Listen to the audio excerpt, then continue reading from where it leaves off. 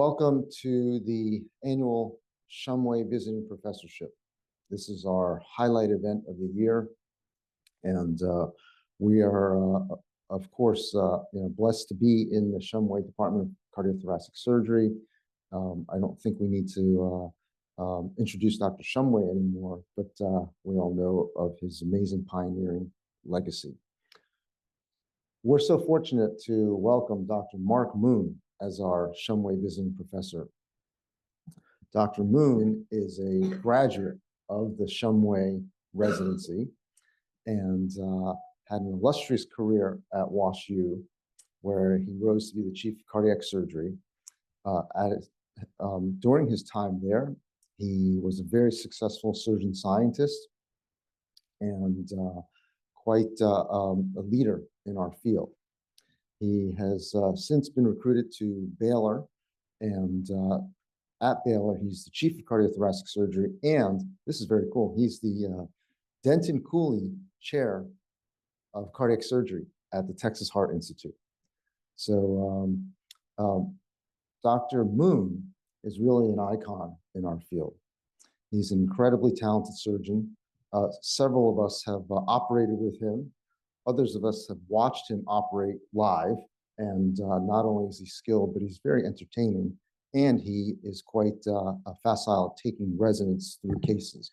One of his really well-known talents.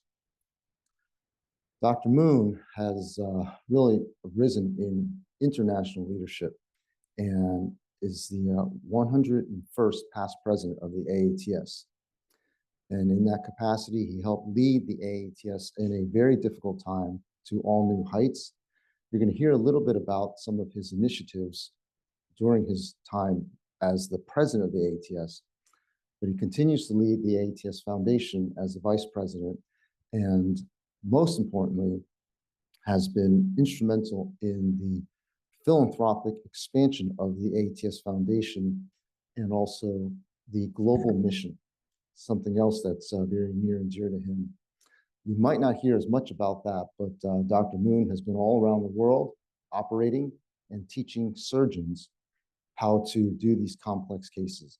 And so therefore, not only has he impacted directly the lives of so many people in this country, but indirectly through teaching surgeons all around the world.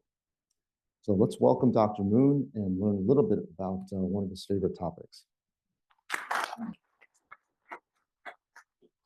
Thank you, Dr. Wu. That was far more generous than I probably deserve. But I'm going to cover a few different topics today. And the first time Craig Miller came as visiting professor when I was in Milwaukee, he said, put on your running shoes because we're going for a run. But I was here back in the 90s, and you can see from this lab picture, well, I was falling asleep.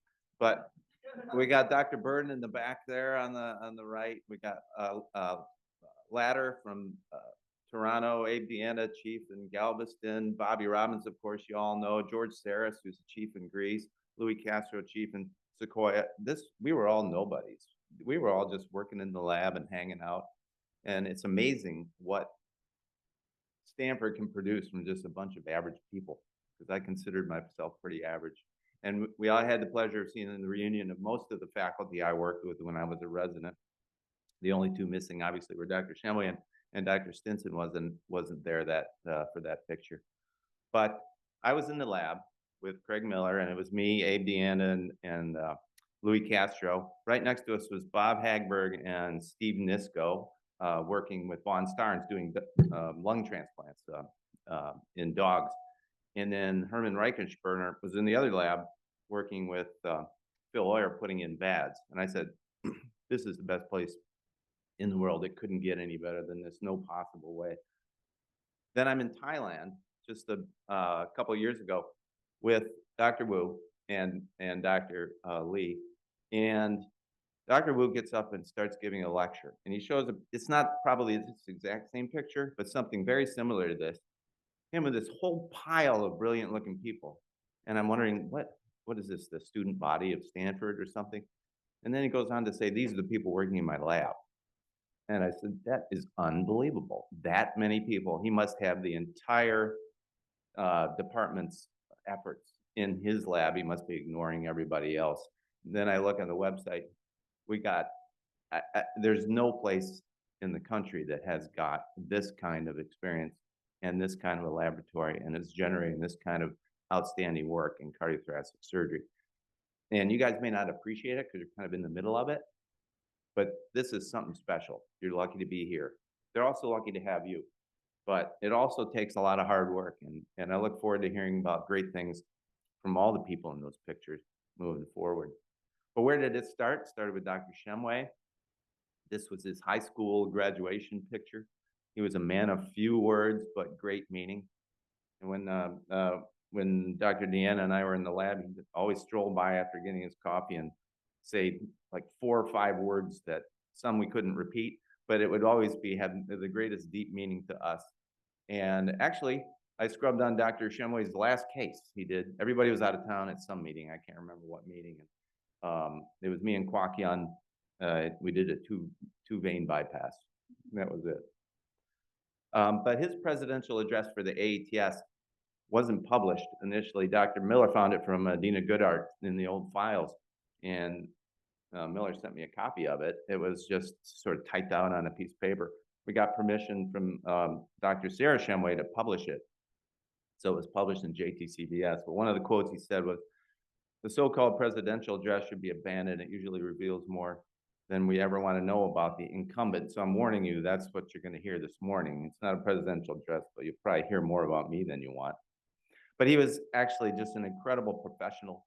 Everybody in the hospital respected him and trusted him to come up with the right solution to take care of the problem at hand, but also move things forward. The idea of professionalism, though, when did it begin? Well, it began in 400 BC. This is the Hippocratic Oath. We kind of look back on it and say, oh, that's just so archaic, it's irrelevant. Hippocrates in this oath talks about evidence-based medicine, respecting patients' families, essentially talking about HIPAA. He talks about health disparities, that we should treat every person exactly the same, regardless of their ability to pay. It's an amazing document. I know we all sort of went through it years ago. I don't know if you still say it during graduation, but it has deep meaning that's true today and remains true. One thing with surgeons, though, is through the 19th century, they were, the medical men of the time didn't allow them to be associated with the physicians because they were essentially barbers, and they had to associate with barbers and be in the Barbers Association because their training was about the same.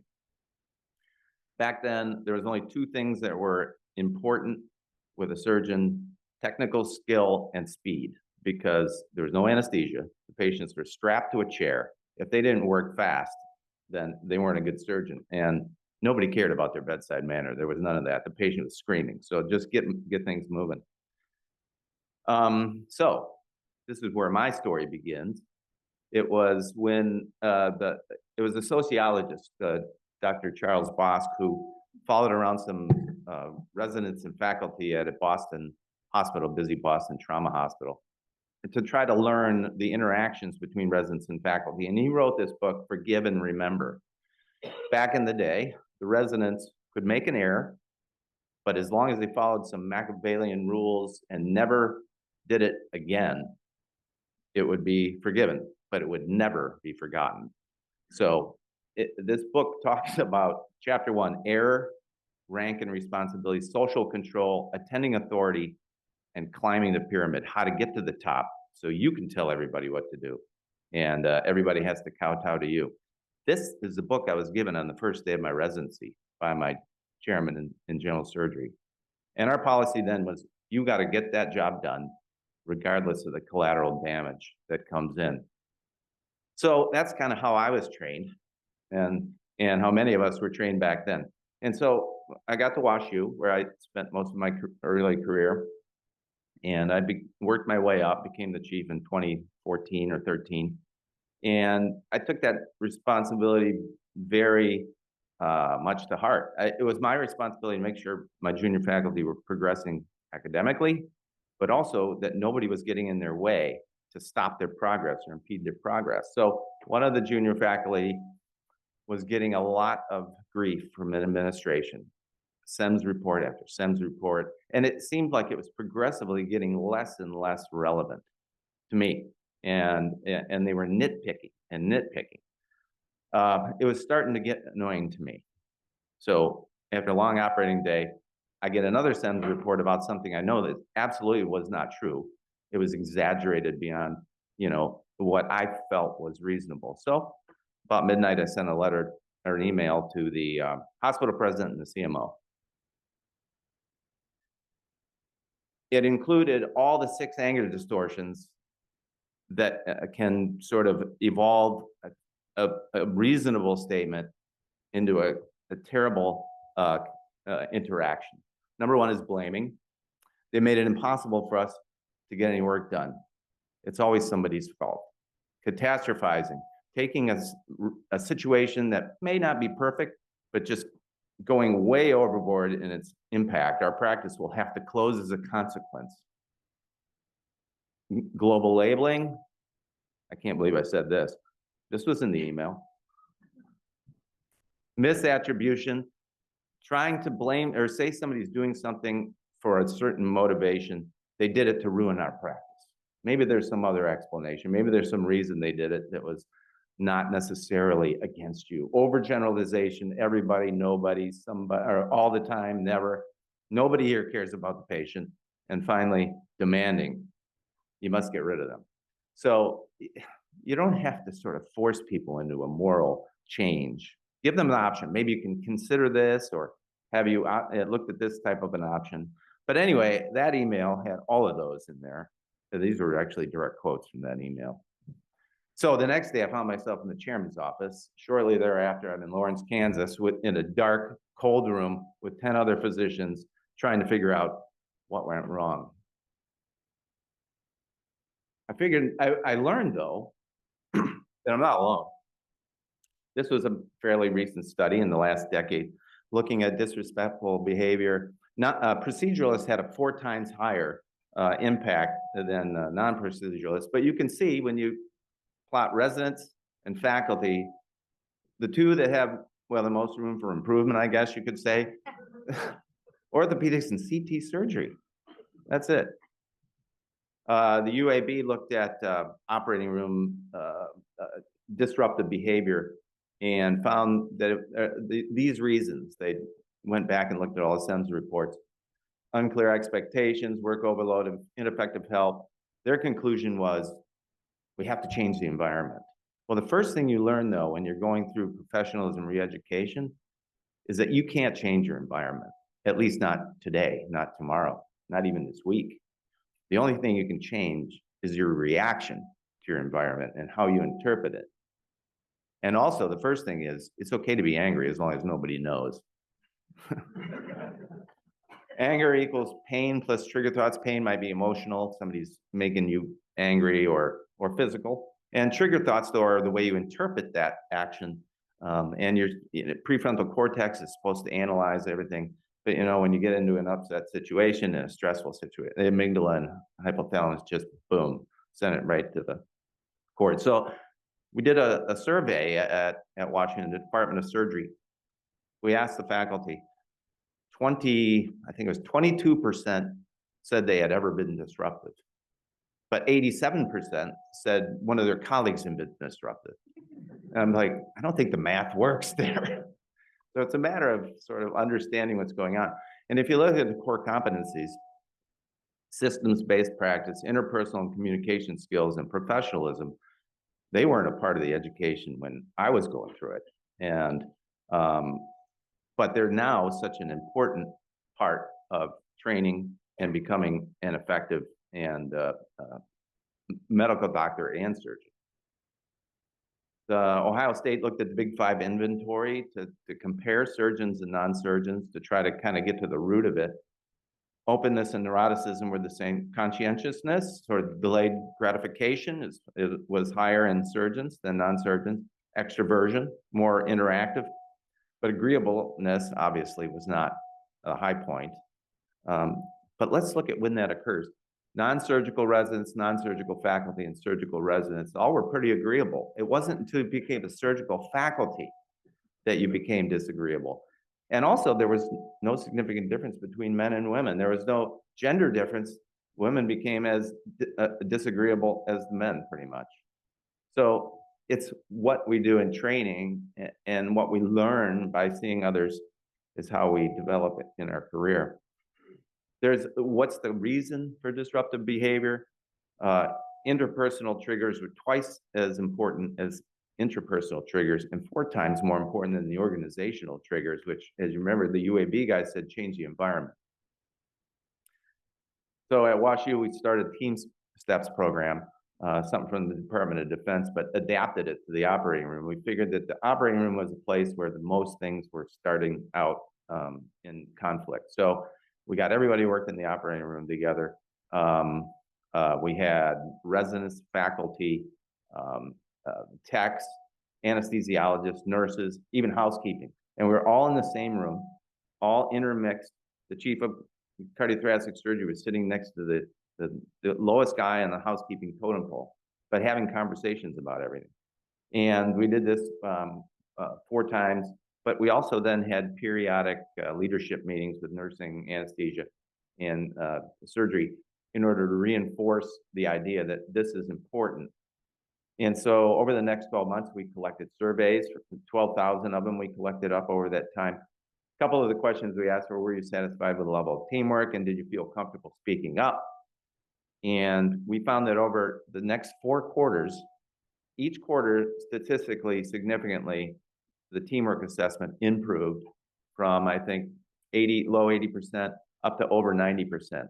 And the perfusionists, scrub nurses, circulating nurses, anesthesia techs were the ones that sort of led that percentage change in appreciating how the teamwork was effective. Psychological safety, being free to speak up during the operation also improved significantly from mid-80s up into the mid-90s. And that was, again, led by perfusionists, circulating nurses, and RNFAs. But this is probably the most remarkable thing. Also, anesthesiologists and surgeons had a significant increase in their comfort in speaking up. I don't know how to explain that, because I don't know any surgeon who doesn't feel comfortable speaking up in an operating room, but it's true. There was also a 40% decline in medical errors and a 60% decline in medical errors felt to be injurious to the patient. So it had an impact on outcomes. We all need to change. Even the best, I use Michael Avedon as an example. He's a chief of anesthesia at WashU. He's the calmest person on the planet. No matter what is happening, he is 100% calm. But we can't all be Michael Avedon, but we can all try to be on Michael Avedon. And even Michael Avedon, every once in a while, can get a little better, and he'll admit it. So we all need to change. And let's look at interpersonal triggers. Intrapersonal, I mean, ourselves, looking into ourselves. What makes us sort of change over time? Let's read this together. Constellation of attitudes and symptoms occurring in well-motivated, previously efficient individuals as a result of the chronic and progressive breakdown of the normal defenses against anxiety over long periods of stress. What does this define? And where is it from? It defines burnout. Actually, burnout came from World War II. This psychiatry article analyzed a few different soldiers who came back. They didn't have a loss of motivation or devotion. They still, fought for their team, although their ability to make quick decisions was lost. Their self-confidence was lost.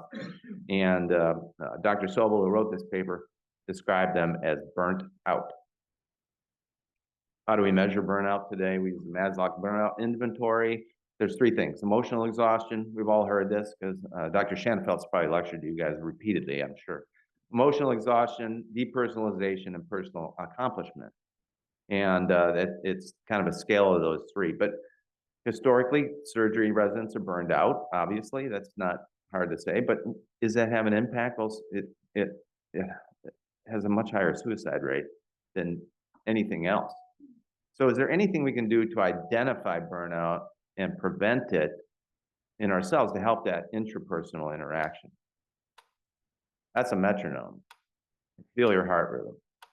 Is it like a metronome? Well, it's not supposed to be. your heart rate is supposed to be variable from beat to beat. It's kind of unappreciable when you're feeling it with your fingers, but there is variation between each beat, and that's actually normal. It's regulated by the autonomic nervous system. In sympathetic, when you're fight or flight, your heart rate variability goes down, and when you're resting, it goes back up. But the balance can be disrupted by your mental or physical health. And our thought was, well, maybe it's related and something we can measure to assess burnout in people, in individuals. Because there's been looking at multivariate analysis of the predictors of burnout. Heart rate variability is the most significant, actually, and predictors of your heart rate variability going down, the most important is emotional exhaustion other than age. How about in athletes? Is burnout, how does this is kind of where it started, or the science started. It's repetitive overload leads to structural and functional remodeling. We have to do some level of burnout or we're not going to get any better. So there's functional overreach. That's a good response, compensates for training-related stress. There's appropriate recovery, so you can enhance your performance, get stronger. Non-functional overreach, you get to a point where you're stagnant, you're not making progress, you're not quite falling off though, and then comes overtraining syndrome, and that's where you get insufficient recovery, additional stressors, then you get mood and fatigue changes and career cessation, and you start to deteriorate the function. So what we need to do is somehow detect non-functional overreach so that we can make some interventions in order to prevent progression. If you look at heart rate variability and just guys sitting on the couch, it's 50 milliseconds. Athletes with functional overreach, 86. That's great. Non-functional overreach, it's still better than sedentary, but not as high as functional overreach. When you get to overtraining syndrome, you can see that the heart rate variability starts to plummet, even compared to a sedentary control. What could this look like in a resident? Well, undertraining, the work's easy. We're getting all the work done. We're just, sitting around with nothing else to do, reading magazines. Functional overreach, we're meeting all the demands and continuing to get better, working hard. Non-functional overreach, we're starting to get to the point where we're just getting by and not progressing. And then obviously burnout and overtraining syndrome, we can't reach the demands. Back before the 80-hour work week, I remember one of our residents, Dave Affleck, and he'll tell you about it. He's now chief of surgery in Utah at one of the big hospitals there. He was so overworked and so burnt out. He wrote an order on the chart, back when we used to write them with a pen. And Dr. Damiano says, wait a second, tell me what that says that you just wrote there. And not even Dave Affleck could read what he had just written. He had no idea what he had written 10 seconds later. So what we need to do throughout the year is find that point, be able to identify that point where we're about to deteriorate, and then maybe make an adjustment. How do we make an adjustment? Maybe we have an on-call person who takes over for the person who's a little burnt out. So my junior partner, Dr. Barron, and I put Whoop bands on our residents during that's about a 6-month period to try to see how the heart rate variability and whatnot affected things, and also what their burnout level was. We found that most of them were burnt out to some degree at some point. Emotional exhaustion, depersonalization. The one thing though that was not impaired was their sense of personal accomplishment. They still felt they were doing good work and accomplishing things and getting and making progress. What we found that heart rate variability was related directly, well, indirectly by mathematically, but when the heart rate variability went down, the emotional exhaustion went up, and so did the depersonalization. But there was, again, no change in feeling good about what you were trying to accomplish. We then looked at milestones, went all the ACGME milestones, and kind of normalized them by rank year. So the first-year resident should be at a 3, the second-year resident at a 4, the third-year resident at a 5. And what we found was very interesting. Emotional exhaustion, as it got worse, the milestones were better. So it wasn't that they were getting worn out and burnt out and it was deteriorating their function, their capability to improve. That sort of led us to think, I wonder if burnout is important to get better and stronger in training as it is in athletics. So what we're doing right now is starting out with a single institution. We're going to expand it though, so all of you can join in too. There will be a QR code, but our residents are wearing Aura rings, and we're collecting the data through Arena Labs, which if you guys haven't had Brian Ferguson come visit, write his name down and have him come. He's great.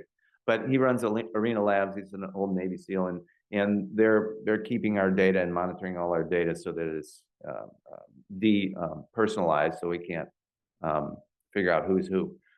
But here's just a sample of what we got over a 3-month period. We've collected data of 30 different residents now for 3 months.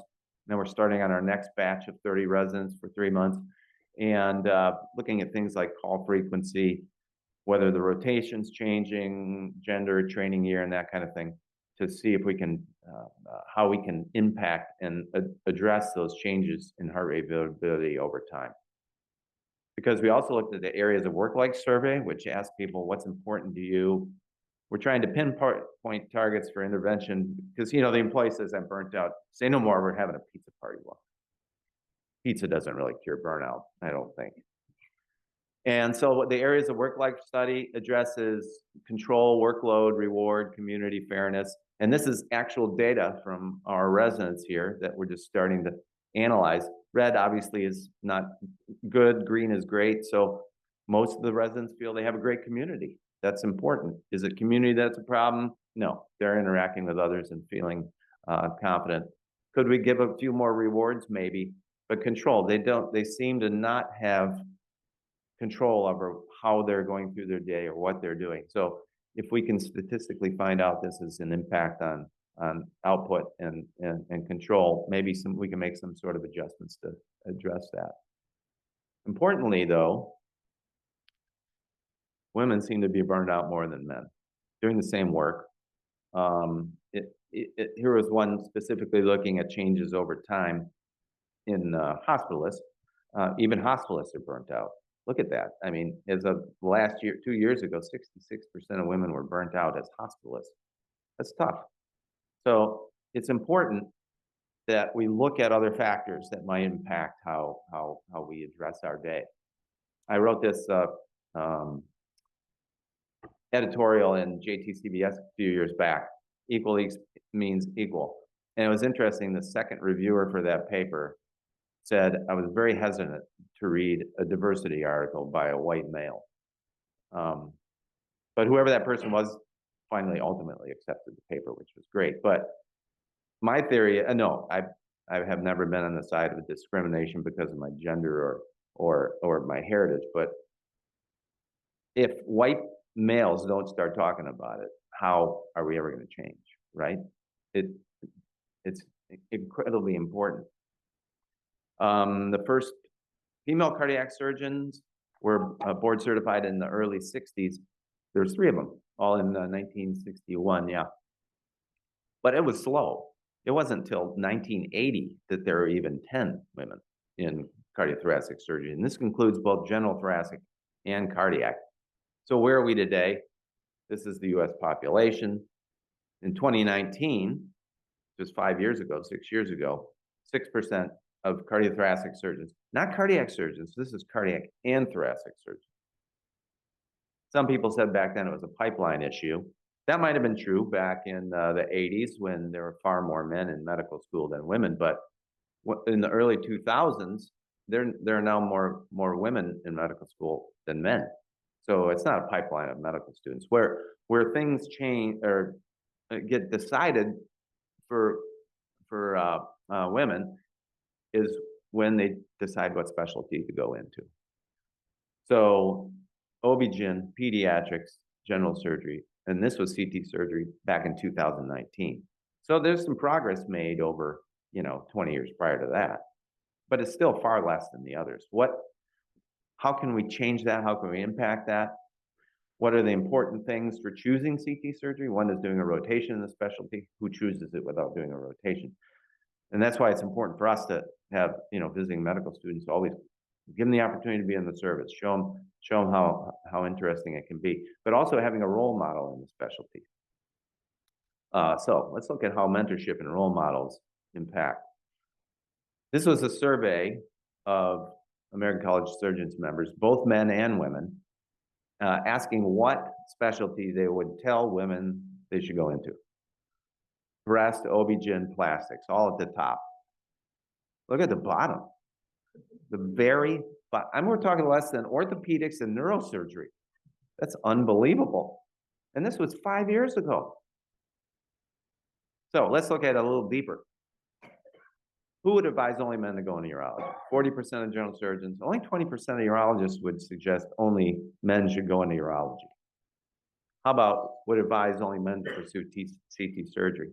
33% general surgeons, 47% of orthopedic surgeons. What do they know about cardiothoracic surgery? 53% of urologists. Are you kidding me? 57% of cardiothoracic surgeons said only men should go into cardiothoracic surgery. We all have to change. This is a very famous woman that many of you probably don't know. You're too young. This was the first female surgery resident at Stanford, Dr. Conley. And this was back when you did surgery first and then went into subspecialty. And she was quoted as being very much a fighter. Certainly she had to be a fighter back then. And after initially considering plastic surgery way at the top, she picked neurosurgery. She picked neurosurgery over cardiothoracic surgery. I'm not sure why. But I think what we need to do, though, and Dr. Patterson, my old partner, said it very eloquently, we have to make it possible for women to have a successful marriage, have a successful family life, while successfully training them to do what we do. This is most important. It has to seem normal. So when you look at mentorship and role models, this was a survey a few years back where female and minority mentors, medical students were asked what would improve their impression of a field. And they said having somebody who was a woman or the same ethnic background as a mentor. Let's bring in Professor Rice. I had the pleasure of speaking with her, and then Yolanda Colson as well, one of my partners at the AATS. And we talked about mentorship. Great mentors are people who see things in you that you don't see in yourself, she said. She named her 3 mentors. Joseph Corbel was her political science professor at the University of Denver, and also Madeleine Albright's father. Brent Scowcroft, the National Security Advisor, and President Bush. And then she said, what's the common thread between these 3? That's what she asked me. Not a single one of them looked like me. So she said, I think the biggest mistake that we make is to think that we have to have somebody who looks like us to mentor us or be a role model. And you ought to look for role models and mentors who will advocate for you, take up your cause. It doesn't matter what they look like.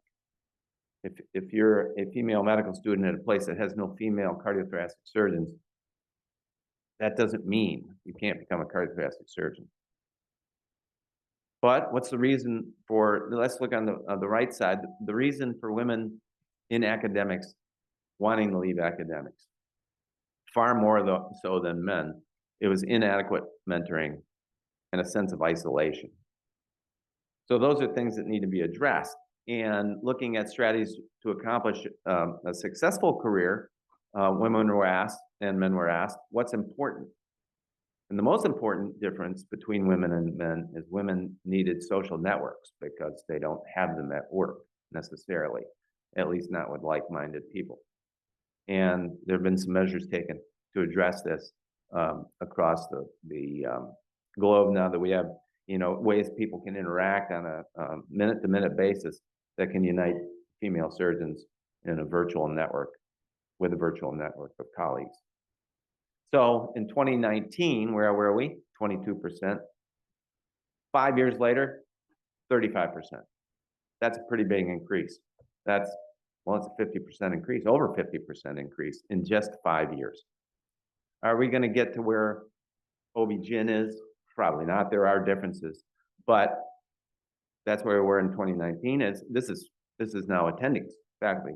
In 5 years, we're up to 10%. That's a 67% increase in 5 years. So that's pretty important. So like I said, are we going to get equal numbers? Well, probably not. There are differences. But what we want is equity, is equal voice at the table for everyone. And social convention tipping points have been described as 25%. So if the committed minority is less than 25%, there's no change. You're not going to change groupthink. But if it's over 25%, you can change the majority to go along with the minority. So that's important, what we need, 25%. And if you look down in the bottom, female I6 residents now 35%. That's a committed minority. And this is our match last year in general surgery at Baylor, my institution. 10 out of 10 women. No, we did not plan this. But this is the way it worked out. And if that's not changing the world, I don't know what is. There's one other aspect, though, and started back in the 60s, at least, to become recognized, at least in my lifetime. We are faced with a situation where powerless conscious meets consciousless power. In cardiothoracic surgery, we're not alone.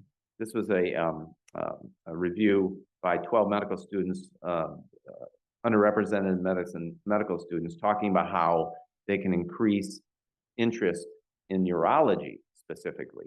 And, they came up with all the mentorship ideas, but they were lamenting about the lack of UIMs in urology. Where does the difference in UIMs occur versus where women were lost to cardiothoracic surgery? Well, if you look at undergraduates to applicants in medical school, there's a huge drop-off in underrepresented medicine individuals. Only 14% of applicants in medical school are UIM, whereas 33% of undergrads are UIM. Then there's only 13% that are accepted of the students when there's 14% that applied. So that's another loss. In that aspect, what are we looking at? We're looking at sort of bias, maybe implicit versus explicit bias. The thing we worry about nowadays is implicit bias, where we're unaware sort of its influence. We're not doing it necessarily outwardly on purpose, but it's from our learned behaviors from the past. We may be prejudiced over one person versus another for reasons we don't really recognize. You can transform somebody's thought process using transformative learning theory, where you're role modeling new behaviors, but this is a long process. This is not overnight. We need to overnight change, I think. And Quinn Capers, who's now at UT Southwestern, I think, came up with these 4 ways to foster diversity. Number 1, common identity formation. When you're meeting somebody new, probe until you find some common interest. Maybe you're both middle children. Maybe you both like the symphony. There's got to be something similar between you people. Perspective taking. Have empathy, understanding for where they came from and how they got to where they are with a holistic assessment. Consider the opposite. Look for evidence to support something different than when you think initially. Is there some leadership skills this person displayed that might counterbalance an organic chemistry grade that just wasn't as good as you think it should have been? And counter stereotypes, and Professor Rice talked about this as well. You got to actively seek out and interact with people who may be different than you. So where's the most important loss? This medical students, 13% are UIMs, but only 11% of graduates are UIMs. What's going on here? 364 medical students are lost that are UIMs in medical school. They fall behind versus non-UIMs, and they have a 3-fold higher academic and financial hardship. I met William McDade a few years ago. He's the DEI officer at ACGME, and it's still called that, actually. But he pointed out, and we discussed that UIMs are often economically disadvantaged. They have to have part-time jobs during medical school, more so than non-UIMs. That impacts their study efforts, board scores, their capability to do research, and also their work-life balance, not just for the student, but for the student and the student's family. So what can we do? I was in upstate New York, and I went to the Harriet Tubman House, and these are two of the quotes. Some of us have been thinking about and talking too long without doing anything, and you don't make progress by standing on the sidelines, whimpering and complaining. You make progress by implementing ideas. These are two very famous women over the years, women's advocates. But what they're pointing out is we can keep writing these diversity articles about how, lamenting about how there's not enough of this, there's not enough of that, pointing this out, pointing it out. We got to do something, right? So if you're a medical student and you're UIM, take a picture of that, because in 2021 at the ATS, we started the scholarship that Dr. Wood talked about. This is where UIMs can get a scholarship to pay. It started out as 18.5. We made some adjustments over the time, but to supplement 2 years of medical school so that they don't have to take part-time jobs, so they can focus on their studies. Of course, they have to write a letter that says they're interested in CT surgery, because we're not throwing money towards the urologists. They can support themselves. But let's look at, I mean, has it had any impact? It's only been 4 or 5 years. But this was in 2021. And this was a study that looked at all the I-6s over the first 14 years of its initiation. There's 321. There was a high percentage of whites than the US population, Asian quite a bit, Hispanics very low, Black very low in the I-6s over that time period. And there was a study in 2022 looking at progress over time, and you can see that the Hispanic and Black on the bottom had no change from 2006 to 2020. No change over that period of time in I-6 residencies. Here's the ATS scholarships. We gave out 10 the first year, 15 the second year, 15 and 16, with 10, 9, 8, and 8 new recipients. So over that time, over the 4 years, we gave out 56 scholarships, 35 recipients. We gave out $980,000 in that 4 years. A big commitment. So what happened to them? Well, we've had 15 graduates of medical school since starting the program. 6 of them are in I-6 programs. Columbia, Florida, Emory, UC Davis, MUSC, and here. 6 of them are in general surgery that want to do general thoracic surgery. And so went into programs that would track them into that. And I hear from all these, I get letters from all these residents every year where they're at and what they're doing. Vanderbilt, Emory, Toronto, UCSF, Brown, and MGH. 2 out of the 15 chose different fields. 1 anesthesia and 1 went into GI. Interestingly, the one who went into anesthesia declined the second year of funding because she had changed her mind and didn't want to take advantage of the system. And 1's getting a PhD, so we'll count him as still in the mix. Currently, we've got 11. This year we had 11 applying for I-6 or general surgery when I go into general thoracic.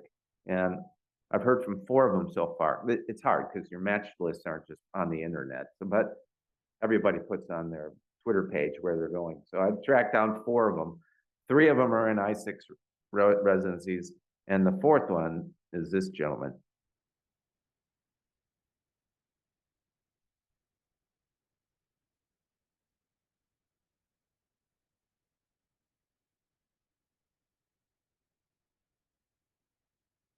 He matched in MGH, general thoracic. So where are we? 2024, after just 4 years of this program. Hispanic, 5.3 to 6.9%. Is that much? I don't know. Let's look. Black, 2.2. to 4.8%. That's a 30% rise and 118% rise in 4 years, for a 56% rise in UIMs since 2020. That's where we are.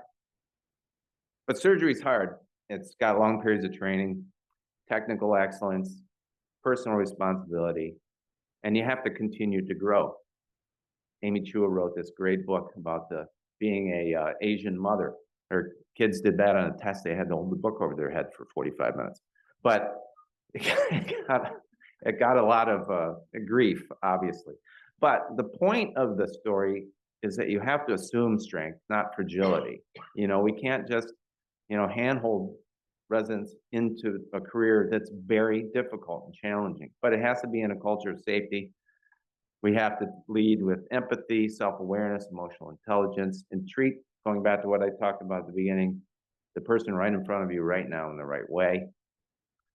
So this was a quote from Bill Frist, the Senate Majority Leader and one of our past residents here at Stanford, about Dr. Shumway when he passed. He was not only a great surgeon, but a great teacher. One of his greatest accomplishments was training the next generation. So it's not us that we're worried about, it's you all young people, and making sure you're successful and you can carry on the traditions of Stanford. So again, this is where I started. Error, social control, authority, climbing the pyramid. My oldest son is the chief resident in orthopedics right now. This is the book he was given. Professionalism, communication, technical skills, situational awareness, and emotions in surgery. Those are the first 5 chapters of being a surgeon now. It's been a real honor to be here. I mean, Stanford is my home. Everything I do in the operating room is something I learned here, and I can blame one of the attendings for why I do it, but it's just such an honor. You guys, again, like I said, this place has evolved into the hands down best department of surgery in cardiothoracic and probably surgery in the country. And it's an amazing place to be. And I was telling Dr. Wu, I'll end with this. I was telling Dr. Wu last night, for our I-6 match next year, I'm going to take my top candidate and rank them 4th. He said, why would you ever do that? Because the top 3 always go to Stanford. So thank you very much.